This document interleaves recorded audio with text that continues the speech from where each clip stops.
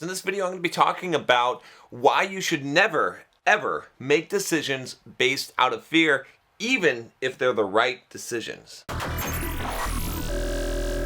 I'm John from bulldogmindset.com. On this channel, I will teach you how to go from the victim mindset to the bulldog mindset and really to succeed at whatever you're trying to do in life. I got this question or this request from my Instagram. If you haven't followed me on Instagram, go check it out, Bulldog Mindset. You can DM me and ask questions. Sometimes I do answers and I respond a lot more on there than I am able to on YouTube. Anyway, I did a post where I said that you should never make decisions out of fear.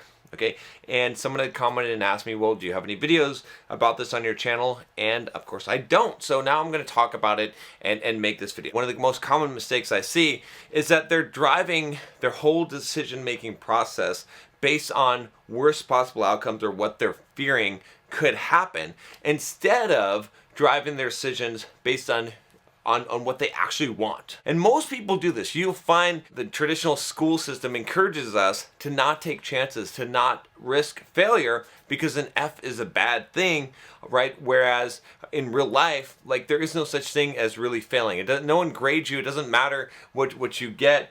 You learn and then you grow, right? You know, maybe it costs you money. Maybe something costs you time. Maybe you learn a lesson, but it's a growing experience. It's an opportunity for you to grow and to learn. There's very few things in life that I would say that you really have to fear. The Stoics would have said that the only thing to fear is death, and you shouldn't even fear death, because why would you fear something that after it's done it doesn't harm you anymore? That is coming no matter what. It's coming for you anyway, and everything else is sort of based off of this fear of death. There's no point in fearing something because it doesn't matter. Either it's going to happen or it's not going to happen. Either way, you know, fearing or worrying about something doesn't actually affect anything. A lot of people, like I said, when they make decisions, and they make bad decisions because what they're motivated by is not what they actually want or what they can accomplish. They're motivated by the avoidance of what they fear. They make job decisions, they make financial decisions, they make career and life decisions, relationship decisions based on what they're afraid will happen. Okay, now I used to be like this. I used to be exactly like this. I used to live my whole life based on fear. I used to be an extremely fearful person. I was afraid, you know, I was trying to find stability. I was afraid what would happen financially if I made a mistake. What would happen physically to me, right? I was afraid to fly on airplanes and go on roller coasters, all right? I was afraid emotionally. You know, what would happen if I said something or let someone think something or felt this way or expressed this emotion or, you know, allowed myself to feel emotions, you know, what would happen to me? What if I have a financial problem because of this? What if I'm physically harmed because of this? What if I have to go through difficult situations because of this and deal with those consequences? What I stopped doing was all of that. I stopped caring about, you know, what would happen, and I started thinking more in terms of what do I actually want. And I know this is kind of hard to do, right? There's a big disconnect here for most people because you've never thought this way before,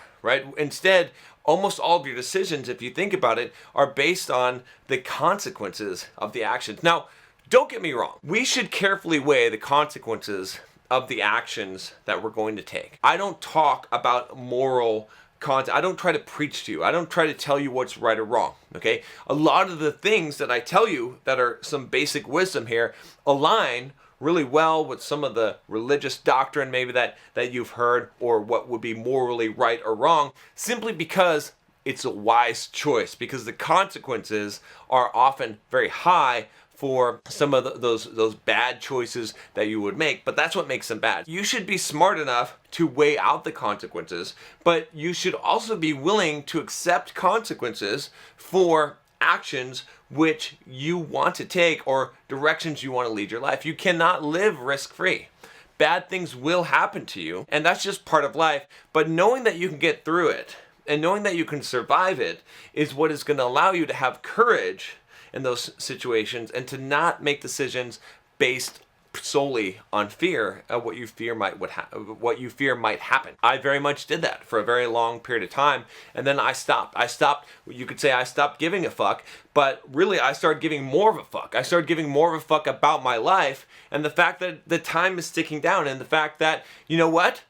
Even if bad things happen, even if there's consequences for my actions, it would be better for me to have lived my life than for me to sat safely on the sidelines watching my life go by. I mean, what is the point of being safe and being secure and not having bad things happen to you if you're not actually experiencing living your life? You could think of it as a video game, right? If you turn on a video game and you're on level 1 and you just stay there and you don't move, you're probably not going to die, right? There's no enemies, there's no obstacles, there's no pits to fall in, okay? But you're also not really playing the game. You could say I'm winning the game, but are you really winning the game? Because you're not really playing the game. If you actually go and play the game and actually play through the level, you're probably going to die. You're probably going to lose. You're probably going to lose some hit points, okay?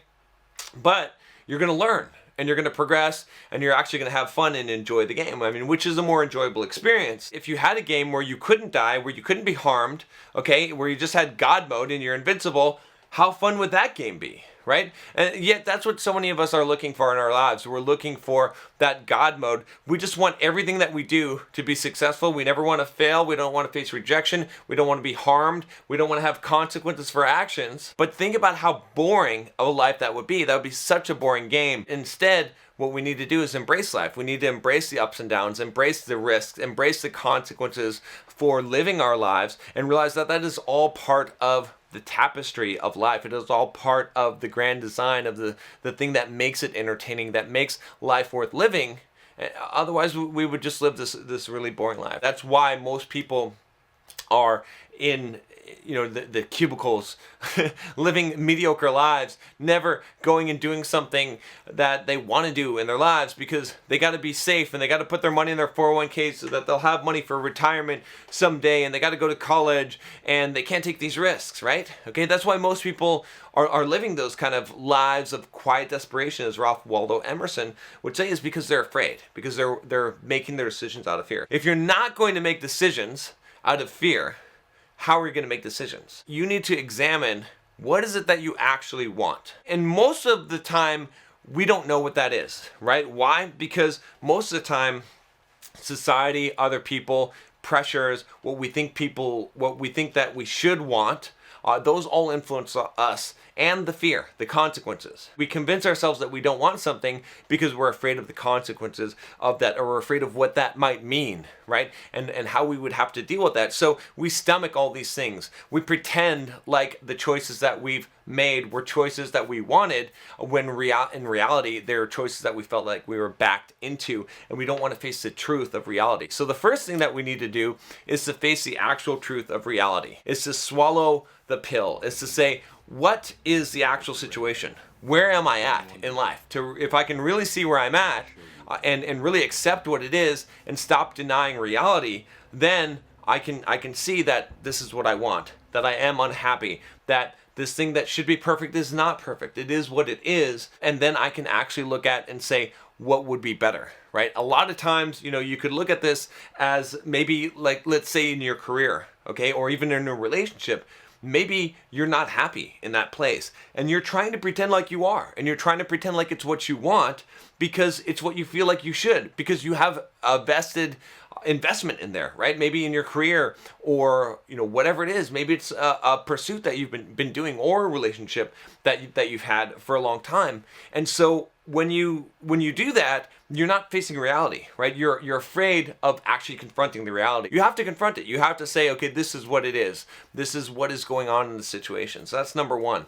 Number two, once you've done that, then you make the decision based on what is going to move you closer to what you actually want. And it's really hard to suspend the judgment of fear here, because what you're going to be inclined to do is to think about what is the safest, or what is the smartest, or what is the most wise decision. And believe me, I'm for making smart, wise, safe decisions when it makes sense, but only when it lines up with what you want. It's better to take a risk. It's better to make wrong decisions even if you make them out of courage than it is to make right decisions out of fear. And I'll tell you why. If you make right decisions out of fear, you're going to regret those decisions. You're going to feel like you didn't have a choice, like you had to make that decision. You're not going to give yourself credit. You're not going to feel like you lived your life.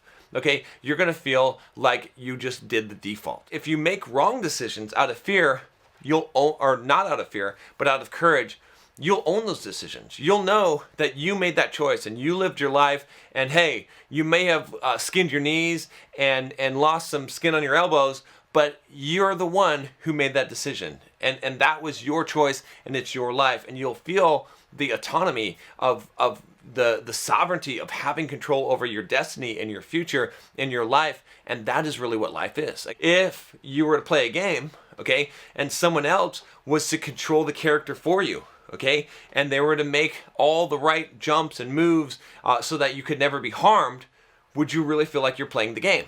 Even if they did everything correctly, right? This is where making the right decisions out of fear is bad. Because if you feel like you didn't have a choice, if you feel like it wasn't what you really wanted to do, even if it works out and it is the quote right decision, you're going to feel like you didn't really play the game. You didn't really live the life. Yet at the same time, if someone gives you the controller and lets you try it, right? Have you ever been that? Have you ever been a kid, right? And you went over to your friend's house to play a video game and they won't let you play, right? Because you're going to fuck it up. But then they give you the controller and you go and you die. But at least it was a lot more fun because you actually got to play. They didn't do it for you. Okay? That's life. That's the same thing. Make a bad decision. It's fine. At least it's your decision. You own it. You didn't make that decision out of fear. You made that decision out of courage. And so you actually feel like you're living your life. And at the end of the day, again, at the end of our lives, that's all that we have, right? The true gift that we have in this universe, in this life, is our sovereignty, is our ability to make the decisions, is our ability to choose and to do what we want, to actually live our lives. So many of us are putting our lives on pause.